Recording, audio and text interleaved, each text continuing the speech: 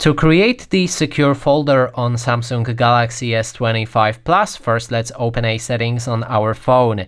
Then we can move down looking for security and privacy, scroll down again and find more security settings.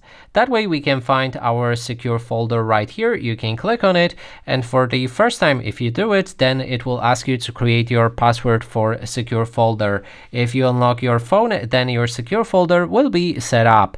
Now the next step would be to open a secure folder app, which you can find in the app drawer of your device. Just type in secure folder, and then if you open it, you'll be able to hide apps or files. If you want to hide files, then click on the three dots right here and then add files to your secure folder. You'll be able to copy them or move them here.